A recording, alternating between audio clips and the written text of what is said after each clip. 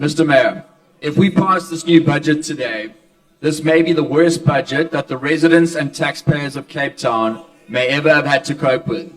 There is a saying that says you can rearrange the deck chairs on the Titanic, but we all know what happened to the Titanic.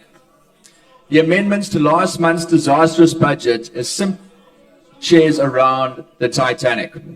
These wild increases in rates and taxes that Cape Town residents are going to have to start paying from next week onwards is going to destroy the lives of many Cape Town families, households, and taxpayers. We at the Cape Exit Party have been reminding, warning, and pleading with the DA-run City of Cape Town for 2 decades to stop punishing the people of Cape Town with these crippling increases in rates and taxes, and instead legally challenge the Division of Revenue Act to keep more of our taxes that we generate here in Cape Town to be spent here in Cape Town. Taxpayers in the City of Cape Town account for 70% of the Western Cape's revenue, and we account for 10% of the whole of South Africa's revenue. What this means, according to the latest numbers in the Division of Revenue, is that Cape Town paid the DA and ANC-controlled Government of National Unity a total of 230 billion rand this year. The DA and ANC-controlled national government gave us back here in Cape Town a mere 4.7 billion rand. Let me repeat that. Cape Town paid 230 billion rand, and we got back just under 5 billion rand. This means we are losing direct access to 225 billion rand of our own taxes. The City of Cape Town's expenditure this year was 64 billion rand, which means that in addition to the 230 billion rand in taxes that Cape Town residents already pay to the national government, a further 59 billion was burdened on top of the ratepayers of Cape Town to account for the city's budget of 64 billion rand this year.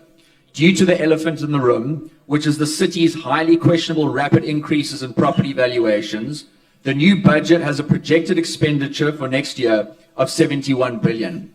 This is an additional 7 billion rand on top of the 59 billion rand that Cape Town ratepayers paid this year, or in other words, a net increase of 12%.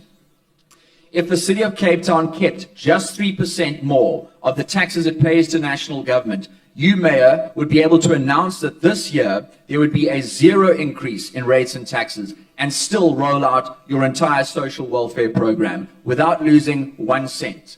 I will repeat, if we kept just 3% of what we already pay to the national government, we could do this with 0 increases to Cape Town ratepayers. The next question is, why are these rates and taxes so high? You gave us the answer last time, Mr. Mayor. The reason these rates and taxes are so high is to pay for free or subsidized services to the indigent and poor. Now, this wouldn't be a problem if we were trying to uplift a fixed number of indigent and poor, but we are not. We are trying to subsidize an ever-increasing population size that has exploded over the last 2 decades due to economic migration from other provinces. In 2014, we had 285,000 people living in informal settlements. Years later, today, we have over 1.5 million.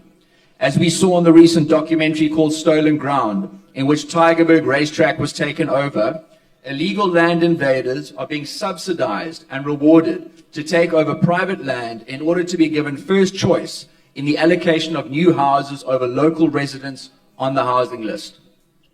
My question to you, Mayor, is with unemployment in Cape Town at 20%, unemployment in the Cape Flats at 30%, with 350,000 people already backlogged on the housing list, with 1.5 million people now living in informal settlements and over 1.6 million already living on welfare grants, how can an already overburdened Cape Town afford to pass a budget that subsidizes more of this? Thank you.